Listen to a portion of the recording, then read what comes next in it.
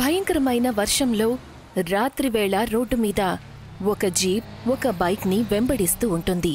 Bike మీద ఇద్దరు కూర్చుని ఉంటారు. ఉన్నట్టుండి బైక్ నడిపే అతను బైక్ని మట్టిదారిలోకి తీసుకువెళ్తాడు.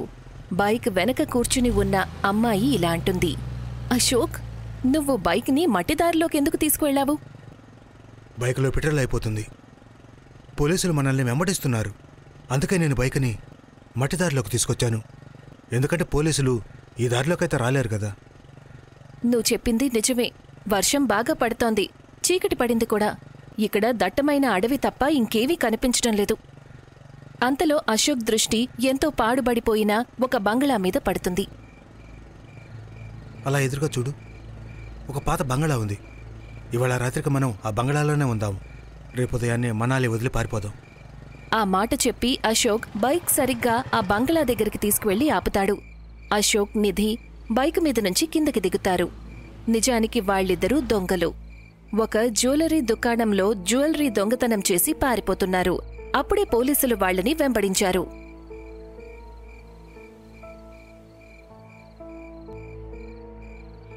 కాని ఈ బంగళా బయట తుప్పు పట్టేసున్న తాళం వేసుంది. కొన్ని సంవత్సరాలుగా ఇక్కడ ఎవరు ఉండట్లేదని అనిపిస్తోంది. అంతలో అశోక్ దృష్టి ఆ బంగళాలో విరిగిపోయిన ఒక కిటికీ మీద పడుతుంది. అలా చూడనిది, ఎదురుగా ఒక విరిగిపోయిన కిటికీ ఉంది. మనం అక్కడి నుంచి లోపలికి వెళ్దాం. అశోక్ ఇంకా నిధి విరిగిపోయిన కిటికీలో నుంచి ఆ బంగళా లోపలికి వెళ్తారు. బంగళా లోపల చాలా చీకటిగా ఉంటుంది. అశోక్ టార్చ్ తీసి ఎప్పుడైతే లైట్ని ఆన్ చేస్తాడో అప్పుడు ఉన్నట్టుండి తను చాలా గట్టిగా అరుస్తాడు. ఏమైంది అశోక్? నువ్వెందుకలా అరిచావు? అశోక్ వణికిపోతూ నిధితో ఇలా అంటాడు, నేను ఎప్పుడైతే టార్చ్ని ఆన్ చేశానో అప్పుడు ఎదురుగా ఒక ముసలావిడ కూర్చొని ఉండటం నేను చూశాను. ఆవిడ కళ్ళు మెరిసిపోతూ ఉన్నాయి. బహుశా నీకు పిచ్చి పట్టినట్టుంది. ఇటివ్వు, టార్చ్ నాకివ్వు. నిధి అశోక్ చేతుల్లో నుంచి టార్చ్ తీసుకుంటుంది. కాని ఎప్పుడైతే తను టార్చ్ ఆన్ చేస్తుందో నిధి కూడా చాలా గట్టిగా అరుస్తుంది. ఎదురుగా ఒక ముసలావిడ చాలా పాత చైర్ మీద కూర్చొని వాళ్ళిద్దరిని చూసి నవ్వుతూ ఉంటుంది. తన మొహం చాలా భయంకరంగా ఉంటుంది.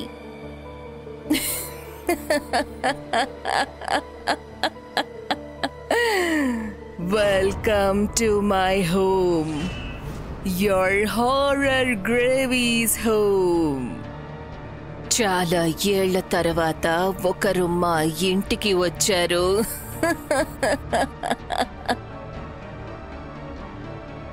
ఆ మాట చెప్పి ఆ ముసలావిడ ఎంతో వేగంగా వాళ్ళిద్దరి దగ్గరికి వెళ్తుంది. నిధి ఇంకా అశోక్ అరుపులు ఆ బంగ్లా మొత్తం గట్టిగా వినిపిస్తాయి. ఆ సంఘటన జరిగిన 6 నెలల తరువాత పూజ కిచెన్లో వంట చేస్తూ ఉంటుంది.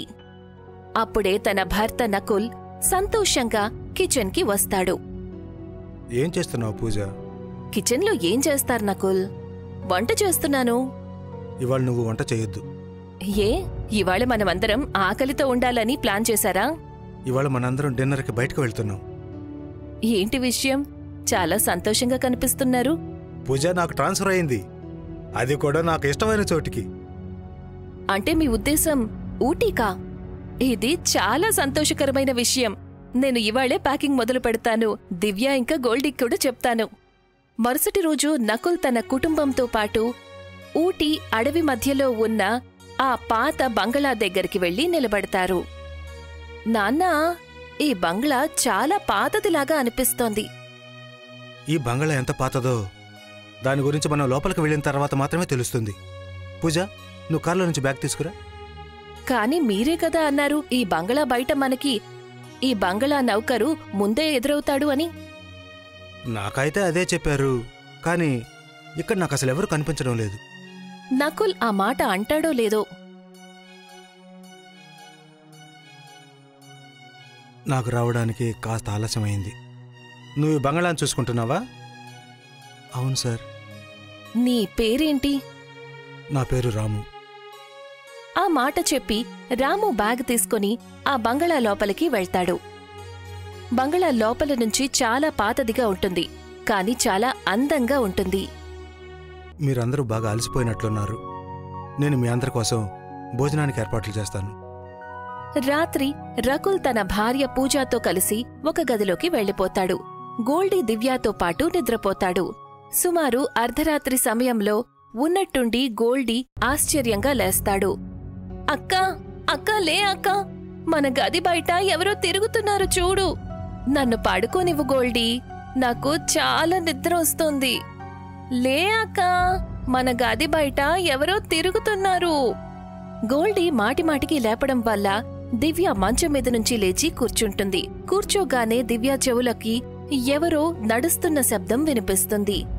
దివ్య తన గదిలో నుంచి బయటికి వస్తుంది. కాని బయటంతా నిశ్శబ్దంగా ఉంటుంది.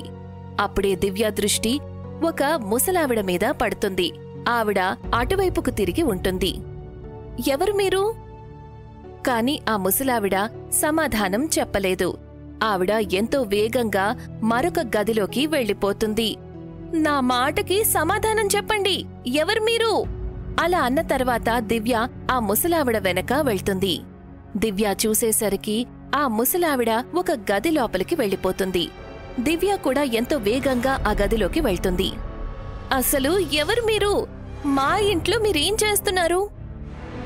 ఉన్నట్టుండి ఆ ముసలావిడ దివ్య వైపుకి తిరుగుతుంది. ఆవిడ భయంకరమైన మొహం చూసి దివ్య చాలా గట్టిగా అరుస్తుంది. తను స్పృహ తప్పి పడిపోతుంది. దివ్య అరుపు విని నకుల్ ఇంకా పూజ పరిగెత్తుకుంటూ అక్కడికి వెళ్తారు. ఏమైంది దివ్య? దివ్య! తను స్పృహ తప్పి పడిపోయింది పూజ. కాని అసలు తను ఈ గదిలో ఏం చేస్తుంది?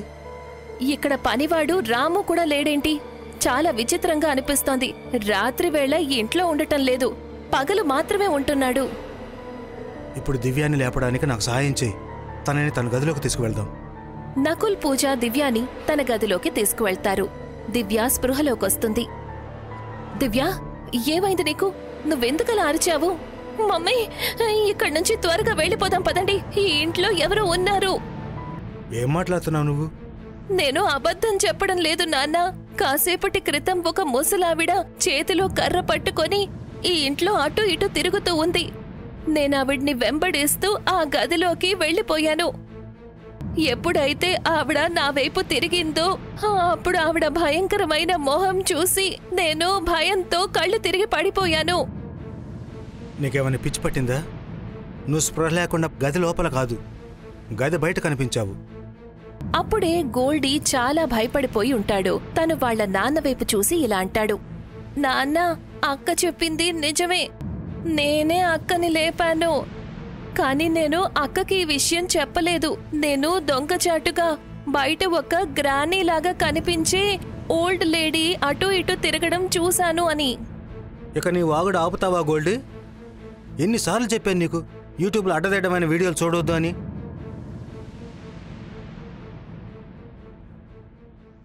మరుసటి రోజు రాము వచ్చాడు. ఏమైంది సార్? వీళ్ళందరూ కూడా ఎందుకు ఇంతలా భయపడి ఉన్నారు? ఎందుకంటే వీళ్ళందరికీ పిచ్చి పట్టింది. తను నా కూతురు దివ్య. తన వయసు 17 సంవత్సరాలు. కానీ ఇప్పటికీ తను ఒక ముసలి గ్రాని కనిపిస్తుందట. పిచ్చి పట్టింది వీళ్ళందరికీ. నకుల్ మాట వినగానే రాము మొహంలో భయం కనిపిస్తుంది. మీ అమ్మాయి ఆ గ్రానీని చూసిందా? అంతలో గోల్డీ రాముతో ఇలా అంటాడు. నిన్న రాత్రి నేను కూడా చూశాను. రాము నకుల్తో ఇలా అంటాడు. నా మాట వినండి సార్. ఇప్పుడే ఈ క్షణమే మీ కుటుంబాన్ని తీసుకుని పట్నం వెళ్ళిపోండి సార్. పిచ్చివాగుడు ఆగొద్దు. ఇటువంటి మాటలు మాట్లాడి చిన్నపిల్లల్ని ఇంకా భయపెట్టొద్దు. నేను ఆఫీస్కి వెళ్తున్నాను. ఇవాళ నాకు ఆఫీసులో మొదటి రోజు. నేను నా మూడ్ని పాటు చేసుకోవాలనుకోవడం లేదు సార్. ఈ పాత బంగళా లోపల ఒక రాక్షసి గ్రాని నివసిస్తుంది అంటూ ఉంటారు. ఎన్నో ఏళ్ల క్రితం ఈ భవనాన్ని తనే కట్టించిందని. ఆవిడ రాత్రివేళ ఎవరూ కూడా తన ఇంట్లో ఉండటం ఇష్టపడదట. నేను రాత్రి ఆవిడ మిమ్మల్ని హెచ్చరించింది ఇక్కడి నుంచి వెళ్ళిపోమ్మని. మీరు ఇప్పుడే ఈ క్షణమే ఇక్కడి నుంచి వెళ్ళిపోండి. పిచ్చి వాగుడు ఆపమని చెప్పాను కదా రాము. నేను ఇటువంటి మాటలు అసలు నమ్మను. నకుల్ తన కార్లో ఆఫీస్కి వెళ్ళిపోతాడు. నకుల్ ఒక ఫారెస్ట్ ఆఫీసర్. ఆఫీస్లో మరొక ఫారెస్ట్ ఆఫీసర్ ఒక ఇన్స్పెక్టర్తో పాటు ఉంటాడు. అతను నకుల్ని చూసి సంతోషంగా ఇలా అంటాడు. రండి, బహుశా మీరే నకుల్ గారు అనుకుంటాను. ఆఫీసుకు మీకు స్వాగతం. Thank you. ఇతను ఈ ఏరియాకి ఇన్ఛార్జ్ ఇన్స్పెక్టర్ సూరజ్. ఇప్పటి నుంచే ఇతనితో పరిచయం పెంచుకోండి. ముందు ముందు మీకు ఇతని సాయం చాలా అవసరం అవుతుంది. నకుల్ నవ్వుకుంటూ వెళ్లి కుర్చీలో కూర్చుంటాడు. ఉన్నట్టుండి ఇన్స్పెక్టర్ నకుల్తో ఇలా అంటాడు. ఇంతకీ గవర్నమెంట్ మీకేదో బంగళా ఇచ్చినట్లుంది కదా? అవును, ఇచ్చింది. ఇక్కడి నుంచి 10 కిలోమీటర్ల దూరంలో అడవిలో పాత బంగళా ఉంది కదా, దాన్నే ఇచ్చింది. నకుల్ మాట వినగానే ఇన్స్పెక్టర్ ఇంకా ఆఫీసర్ మొహంలో భయం ఇంకా ఆశ్చర్యం కనిపిస్తుంది. ఏమైంది? మీరిద్దరూ నేనేదో భూత బంగళా గురించి చెప్పినట్లు భయపడిపోతున్నారు. చూడండి, నేను మీకు ఎలా చెప్పొచ్చో లేదో తెలీదు, కానీ ఒకవేళ మీరు మీ కుటుంబంతో క్షేమంగా ఉండాలంటే ఇప్పుడే ఈ క్షణమే ఆ బంగళాన్ని ఖాళీ చేయండి. ఎందుకని? ఆ బంగళాలో అసలు ఏముంది? ఆ బంగళాలో ఒక జ్ఞాని ఆత్మ నివసిస్తుంది. ఇంతకుముందు నేను కూడా అసలు నమ్మేవాడిని కాదు. కానీ 6 నెలల క్రితం నేను 2 దొంగల్ని వెంబడించాను. ఉన్నట్టుండి ఆ దొంగలు తమ బైక్ని మట్టిదారిలోకి పోనిచ్చారు. ఆ తర్వాత కనిపించలేదు. ఉదయం నాకు వాళ్ళిద్దరి బైక్ ఆ బంగళా బయట కనిపించింది. ఇప్పుడు మీరుంటున్న బంగళా ముందు. మేం బంగళా లోపల మొత్తం వెతికాము. అప్పుడు మాకు వాళ్ళిద్దరి శవాలు దారుణమైన పరిస్థితుల్లో దొరికాయి. వాళ్ళ శరీరంలో నుంచి ఒక్క రక్త బొట్టు కూడా వదలకుండా తాగేశారు. ఆ బంగళా చాలా పురాతనమైంది.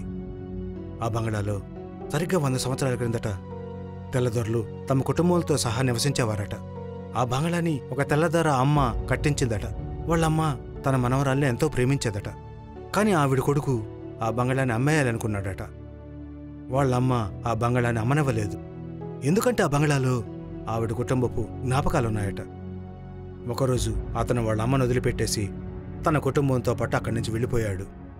ఆ ముసలావిడ ఒంటరిగా ఉండిపోయింది. అంటారు, ఎన్నో ఏళ్ల తర్వాత అతను వాళ్ళింటికి తిరిగి వచ్చినప్పుడు వాళ్ళ అమ్మ తనకి స్వాగతం పలికిందట. కానీ ఎంతో భయంకరమైన మొహంతో, ఎంతో దారుణంగా తను తన మనవరాలు, తన కొడుకు ఇంకా తన కోడల్ని చంపేసిందట. కానీ తను తన మనవరాల్ని ఎంతో ప్రేమిస్తుంది కదా. వాళ్ళందరూ వెళ్ళిపోయిన తర్వాత తను ఒంటరిదైపోయింది. ఆవిడ తన ఒంటరితనాన్ని దూరం చేసుకోవడానికి చేతబడి పూజలు చేసేదట. ఆ విధంగా ఆవిడ చనిపోయింది. చనిపోయిన తర్వాత తను పూర్తిగా రాక్షసిగా మారిపోయింది. అప్పటినుంచి రాత్రివేళ ఆ బంగళాలకు ఎవరెళ్ళినా సరే తిరిగి రారు. అంతలో నకుల్ మొబైల్ రింగ్ అవుతుంది.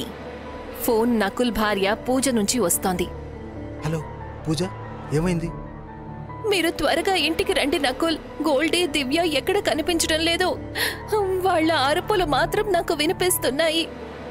నువ్వే కంగారు పడకు పూజ, నేను ఇప్పుడే వస్తాను. నేను కూడా మీతో పాటు వస్తాను సార్.